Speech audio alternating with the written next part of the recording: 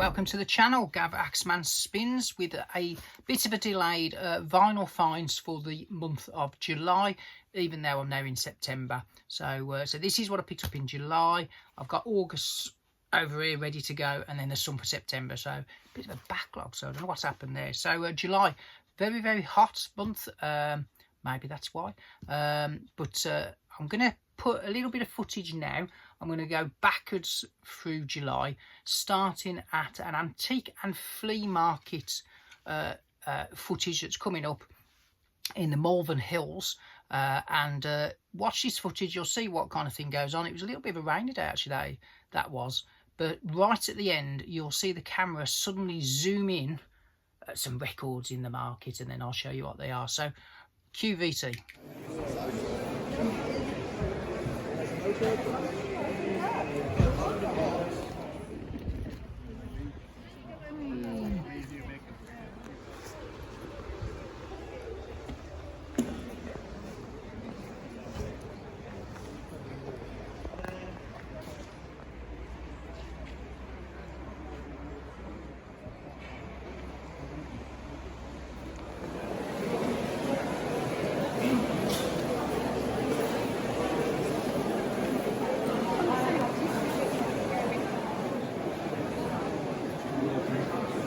Okay, so the eagle-eyed amongst you there will have spotted in the corner of the picture some Iron Maiden and Ozzy Osbourne albums. So I ran to the hills, such to speak, to that box of records. It was just gone 9 in the morning. I think the flea fair had got going about 8. I don't think anyone else had spotted it. The guy was selling loads of different stuff, but he'd got this box of records there. So I dived over. Pretty much everything, I think bar one was a £5. I'd got some really good stuff, but a lot of stuff I'd already got. But I did pick up a few things. Now, I'm glad in a way there's been a bit of delay in filming this, because it's given me the chance to play all of them. Because when I got home, when I inspected the vinyl a little bit more closely, 1 or 2, if I looked at them at the time, I probably wouldn't have bought, because they looked a little bit battered. The covers were fine, but the vinyl looked a little bit worse for wear. But I'm glad to tell you, every single one of these plays perfectly fine, and some of them not even with a pop or a crackle. So they've all been cleaned, and it just shows you sometimes what you think might be a scratched or damaged record is absolutely fine. So sometimes worth taking a punt on if the price is right. So yeah, as I say, you will have spotted the Iron Maiden kind of albums that were there. So but the only thing really Iron Maiden that I'm currently picking up are the 12-inch UK singles. So I've got a decent chunk from back in the day, but some I had on 7-inch, some I had on CD. So I'm just trying to get myself a nice run of the 80s 12-inch singles, maybe up to when Bruce Dickinson left the band the first time round, and then I'm quite happy to stop there, mainly because I think the artwork is fantastic. So the first one I spotted, and I think this one was a tenner, is the live version of Run to the Hills from the Live After Death album. The B-side of this is a live version of Phantom of the Opera that's also on the album. And then you get the instrumental track from Paraslave live as well, hence the Phantom of the Opera kind of cover. But that's a tenner. That normally goes for quite a bit more than that. And that's one of the ones that if I'd have inspected it, I might not have picked it up, because on the A side it looked like there was a bit of a kind of line to it. And when I've played it and cleaned it, well, I cleaned it first, then played it, not even a little tickle or a crackle or anything like that. So delighted to get the Mighty Maiden. So that was one.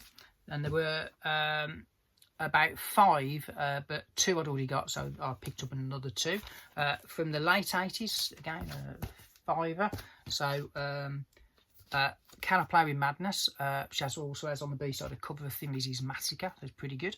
But again, you know, I mean, that cover is absolutely immaculate. So £5 for an Iron Maiden 12 inches. Just don't get those. And then also from that same album, The Evil That Men Do lives on and on. This is a good one, because there's 2 re-recorded B-sides on the back of this of Prowler, one of my all-time favourite Iron Maiden songs, and Charlotte the Harlot from the debut album. But obviously they didn't feature Bruce Dickinson on vocals originally, so they've redone them. So again, £5. So 3 Iron Maiden 12 inches for 20 quid. Can't go wrong with that. But then there were some records there, so I picked up 3 albums. Again, there was some good stuff, but I only bought what I hadn't already got. So staying with a bit of metal. From Germany, the band with the dodgiest covers in the world, the Scorpions. So this was a best of, and again, this is one that if I'd have looked at it first, I might not have bought it. I'm glad I didn't look at it. Glad I bought it, because this plays absolutely fine. So from 77, I think, on the RCA label. Look at those lovely hairy guys on the back there. But the best of the Scorpions, which I think takes them up to, is it Uli John Roth, when he was on guitar before they went a bit more kind of 80s metal, and they modernised the sound a bit. This is the pure kind of 70s stuff. It's really good, actually. So Scorpions for a £5. Now this is the 3rd album, I think, in the last 12 months or so I've picked up by this band for next to nothing, and I played this the other night and it's brilliant. So Wishbone Ash, and this is a great cover. This is one of those Hypnosis covers of Pink Floyd fame, so can't knock that. Nice gatefold, £5. The album's called New England. It's bloody good, this is. I listened to this, I was really impressed. So everything I've picked up by Wishbone Ash in the last 12 months, I picked up 3, I think. They've all been really, really good albums, so becoming one of my new favourite bands to find. There you go, no glitter there, but great cover. I did once think, could I get every Hypnosis cover? But I probably won't, but there you go. That's a good one, isn't it? And then the last one's one of the few Jimi Hendrix albums I hadn't got. And again, this was a little bit battered, but I took a punt on this. The cover's a teensy-weensy bit ring-weary.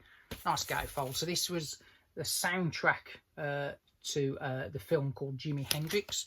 And a lot of this is from elsewhere, you know what I mean? It's you can find these on other releases, particularly now, because his stuff's been reissued to death, hasn't it, really?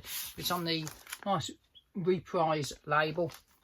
And the track listing's brilliant on this, I mean. So I listened to this thinking this one was probably, of all of them, going to be the worst one in terms of, you know, if anything was going to skip or jump, this would be the one. Not a problem at all. Couple of clicks and pops on 1 or 2 tracks.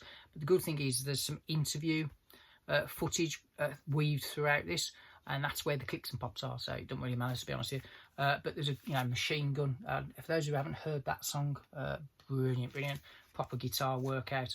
But it's sent me this album on a bit of a Jimi Hendrix kind of nostalgia month. So I've been listening to. I didn't realise I've got tons of Jimi Hendrix stuff, because I do buy the reissues on the Experience Hendrix label, mainly on CD, to be honest with you, because they do a really good job.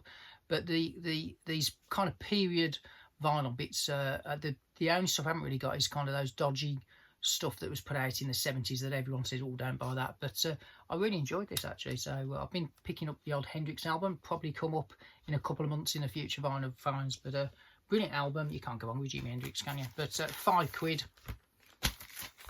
Boston, as they say. So that was it for the Malverns. So we're going back through July, back to Cardiff. So I also went to another antique centre,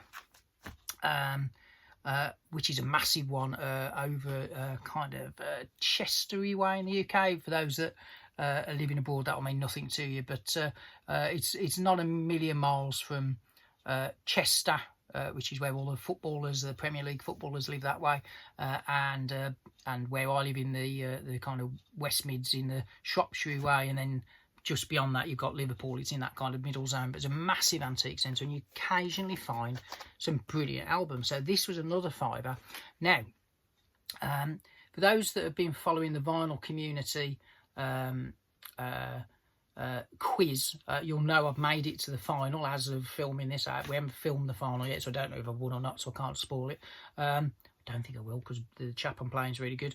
But I've managed to defeat David Atkinson in the last round, and I was aided and abetted by a question that fell into my lap on Iron Maiden. And Dave has been a bit, he's a bit derogatory about Iron Maiden, and I found out why, because his favourite band of all time that he always bangs on about, Barclay James Harvest. This is a little best of comp, which was a £5 in it might have actually been cheaper. It's probably like £1 really, because it's Barclay James Harvest. But it was tucked away in a little antique centre.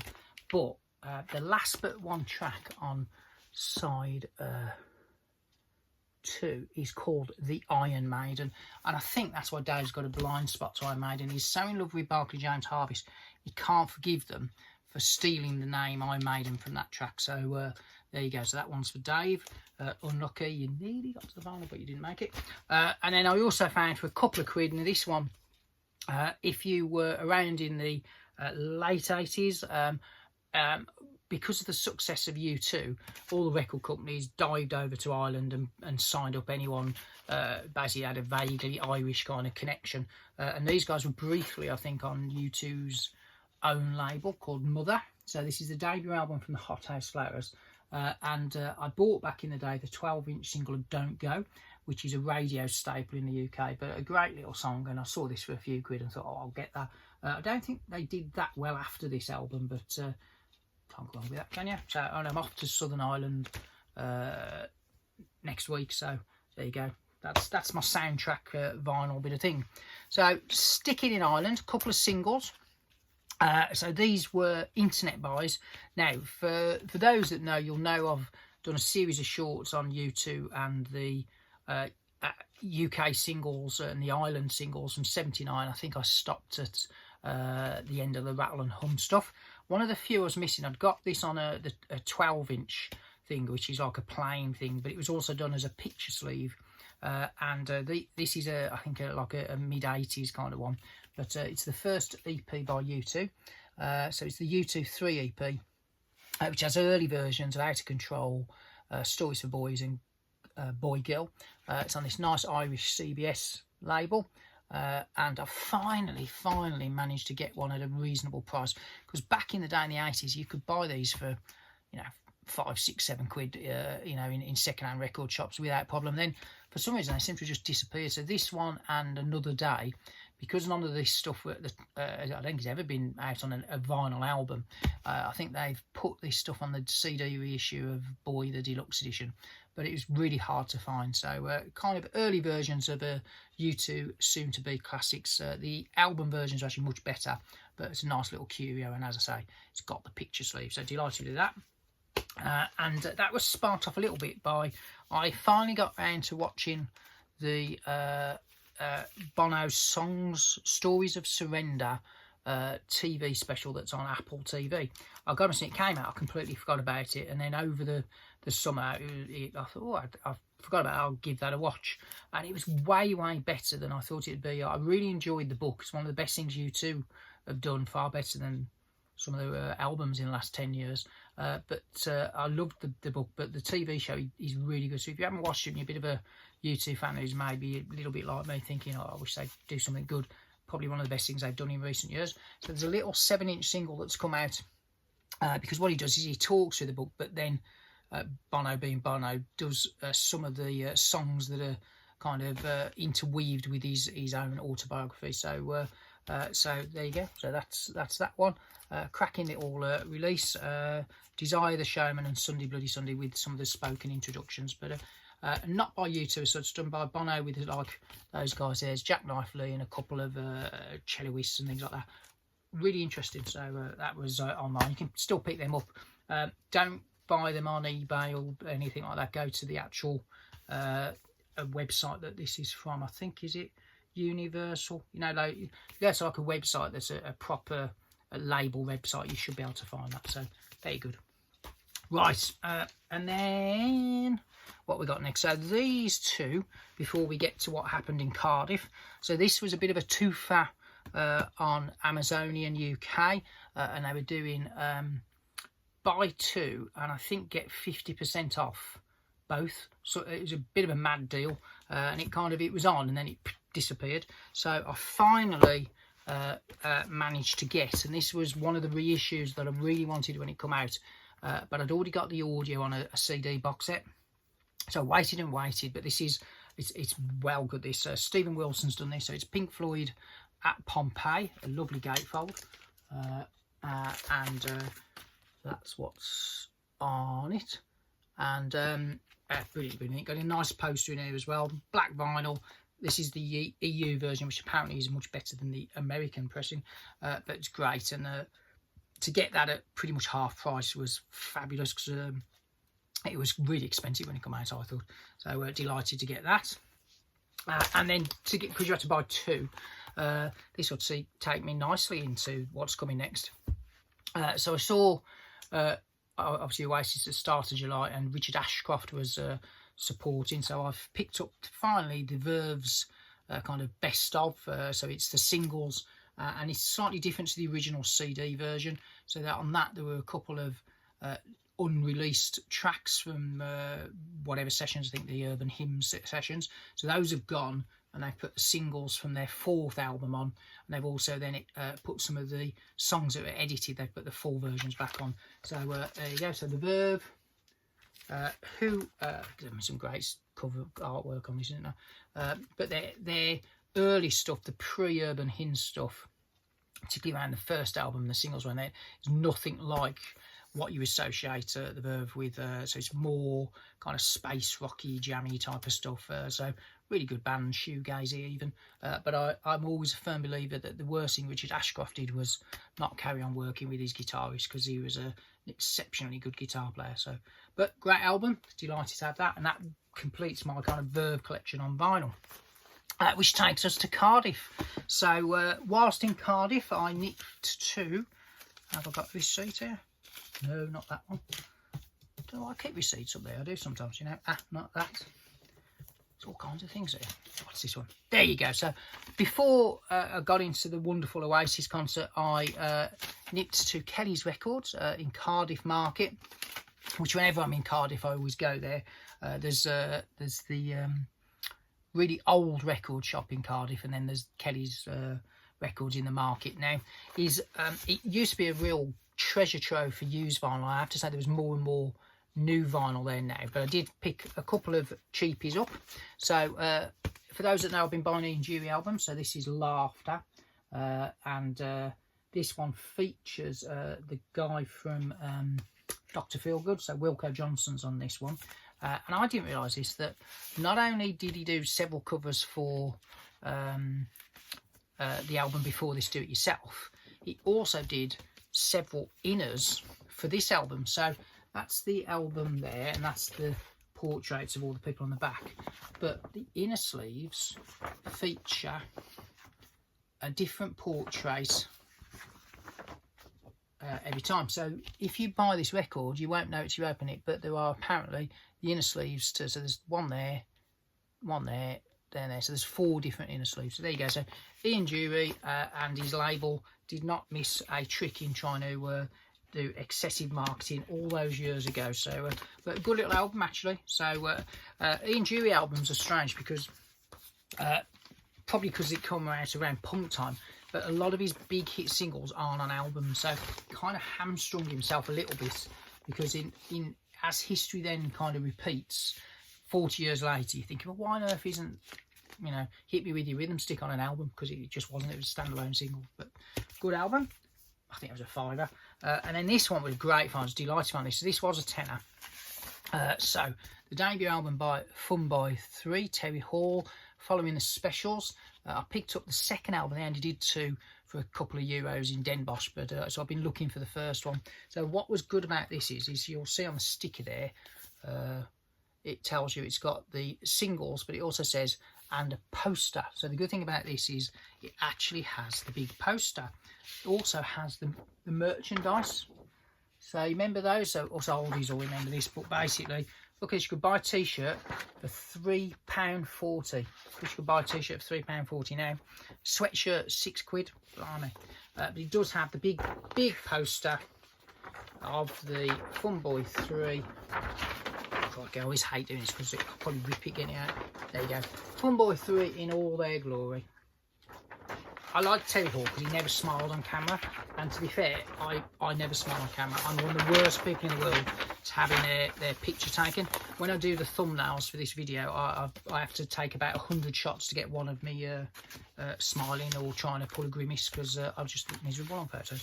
But on the Chrysalis label, Fun Boy 3 with their debut all the way back from 1982, was it? Something like that. I think so, yeah. Well, I'll go with 82. But yeah, so to have the merch sheet and the poster all combined for £10, I thought was quite a good deal. Right, so 2 to go.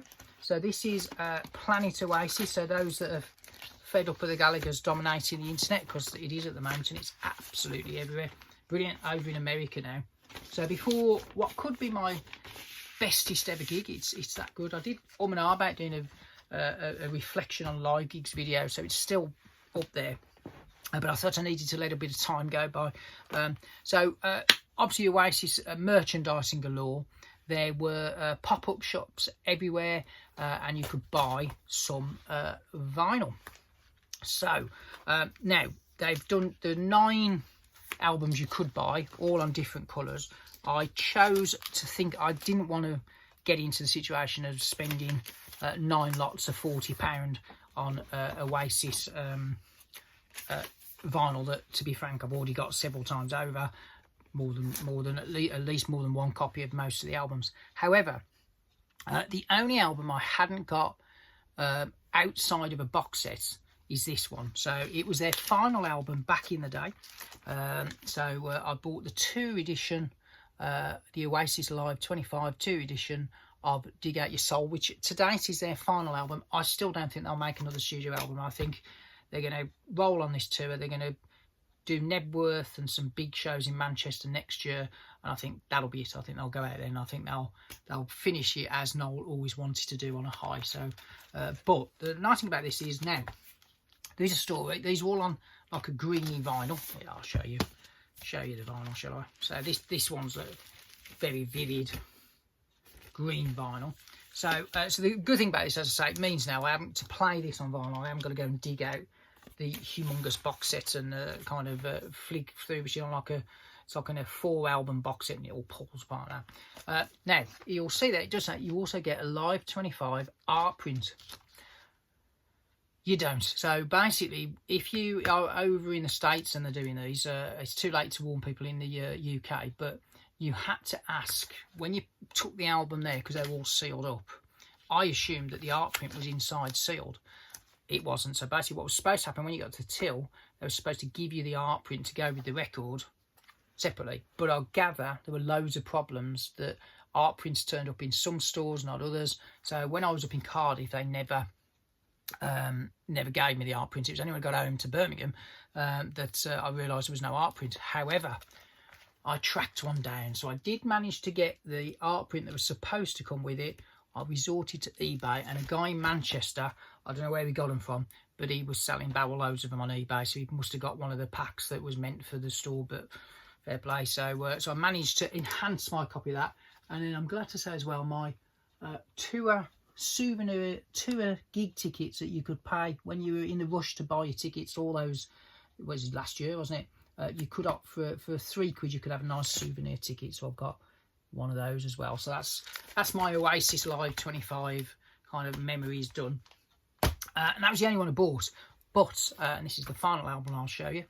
When I was back home, I was flicking through online how much those 2 edition kind of vinyls were going for, what I couldn't understand is you could go into the pop-up shops, pick them up for £35 or £40, I think.